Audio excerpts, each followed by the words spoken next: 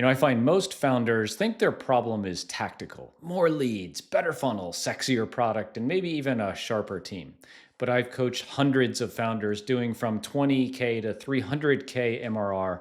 And the real problem? They're the bottleneck, and they just can't see it yet. In this video, I'm going to share with you the three hidden bottlenecks that I've seen over and over that are quietly killing growth, and how to solve each one before it wrecks your momentum. If you're tired of feeling stuck, overworked, and under optimized, stick with me. I can guarantee that you'll be nodding your head up and down at the end of at least one of these bottlenecks in your business. So here's what we're going to cover: the time bottleneck, how most founders are spending 50% or more of their week doing work that someone else should be doing; the team bottleneck, the deadly kind of combo of unclear roles and founder indecision; and the sales bottleneck. This is the sneakiest of all because it hides inside busyness somehow. And at the end of this video, I'll give you access to a free tool I built called the Founder Leverage Audit. It's a simple framework to uncover where your time is going and what it's costing you if you're not allocating it right. If you're kind of sneaky and just want the tool, it's in the link in the description below. Okay, let's kick off with the one I see in almost every single coaching call that I do. So, have you ever ended the day thinking, what the heck did I get done today? Well, then this is probably your biggest bottleneck. But what does it really look like? From what I've seen working with the founders, it's that you feel really busy. And you are busy, but you're not actually driving the business forward. You're answering customer support tickets, tweaking landing pages, reviewing invoices, double checking every single deliverable. You're probably in 17 different Slack threads, and your calendar is full. But you're not actually doing your job as CEO. In these situations, founders confuse being involved with being valuable, and they conflate urgent with important. But involvement without leverage is just a fancy word for distraction. And your job isn't just to do stuff, it's to create momentum, to create clarity and results at scale. And the fix here is pretty straightforward, but it probably is going to be uncomfortable. You need to audit your time and use a system. Every quarter, spend a few days documenting how you're spending every minute of your time. Don't guess, write it down. More on this below. And then ask yourself, hey, what's a $10 an hour task that I'm doing? What's a $100 an hour thing that I'm doing? And what's a $1,000 an hour piece of work that I'm doing? And for each item in the tracker, ask yourself these two questions. Does this give me energy? And then can this be automated, delegated, or just deleted? And the truth is, if you're doing $10 an hour work as $1 million a year founder, you're robbing your own company. You don't need more hours, you need better leverage. So in this free tool called the Founder Leverage Audit, it walks you through all of this. You'll discover your biggest time leaks and, more importantly, what they're costing you and your company in terms of real lost growth. It's helped clients of mine free up 10 hours a week. It's a whole day that they're regaining. And so now, if time is your first bottleneck, the second one usually shows up the minute that you start building a team. So, have you ever hired someone and still feel like you're doing their job? If you're anything like me in situations like this, you want to be quick just to fire that person. But the reality is, it's not a hiring problem, it's a leadership problem. You need to turn this around on yourself. You probably hired smart people, but you still have to make every decision. Every task runs through you, every bottleneck leads to your inbox. You're not the CEO, you're this kind of human router of everyone else's problem. The root here is that you've stopped at hiring people, but you haven't built a system on how to train them.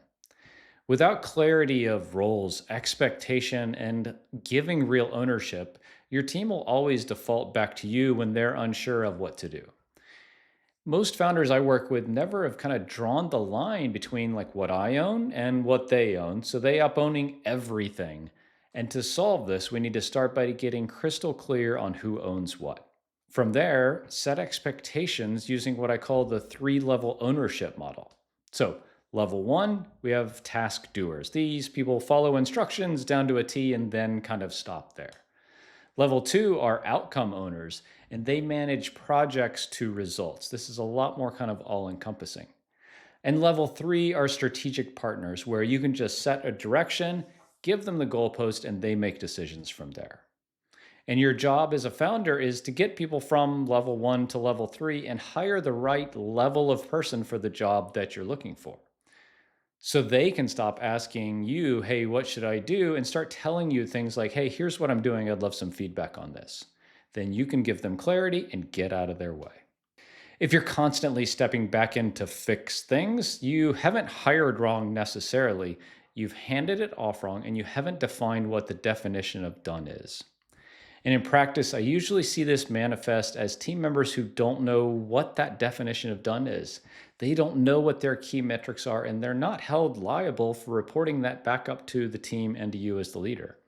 And it's a fundamental part of our job as founders and CEOs.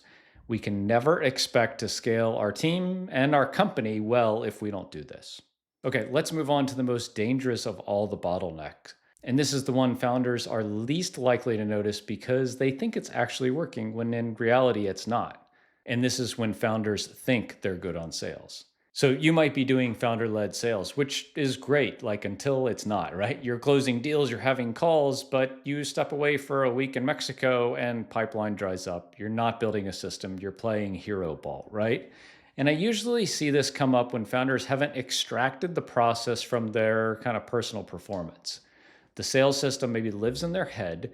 It's not scalable. They can't delegate or automate it or hand it off to somebody else. And if that's you, you're not really building a business. You're building a dependency and a job. And the fix here is probably pretty obvious. You have to install a repeatable sales system.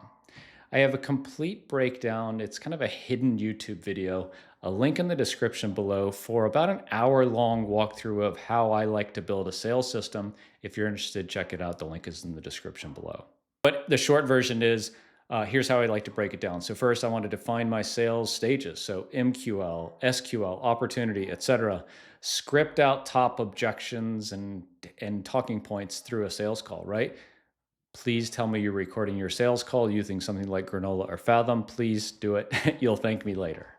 You're using a CRM, right? HubSpot, Pipedrive, Attio, doesn't matter. You have to use a CRM these days. If you're a kind of bigger business, I would go for HubSpot. If you're smaller and more nimble, probably something like Attio. And you have to build some kind of lead gen rhythm, right? So weekly outbound, content, ads, partnerships, whatever it is, you got to generate leads or you're not a business. You're just kind of counting on chance. Your business shouldn't stop growing just because you go on vacation. That's the litmus test, really. Sales has to be a system, not a personality trait in this kind of kryptonite magic ability of a founder. And the goal, again, should be for anyone who joins your team, you should be able to plug them into the system and they should be able to deliver on day one. You don't need to think about and optimize for building a 10-person sales team tomorrow. You just need clarity on how sales work in your organization so that when you hire that salesperson, they can be successful. Okay, now that we've covered all three of these bottlenecks, let's wrap it up and talk next steps. So the first one is the time bottleneck. You're doing low leverage work that someone else should be doing. Check out the time audit below. Team bottleneck, you haven't clarified ownership and defined what done and good looks like and have a system for your team to report metrics to each other, to the team, and to you. And the sales bottleneck is you think you're a sales all-star, and you might be, but to really grow a company, you have to have a repeatable, scalable sales system that someone else can run when you grow. And every single one of these is fixable. If you're nodding your head up and down at all of these, that's actually good news. You have a lot of room for opportunity, but only if you see them. And the fastest way to start is to fix how you're spending your time. If your calendar is full of other people's priorities, don't be surprised when you don't hit your goals.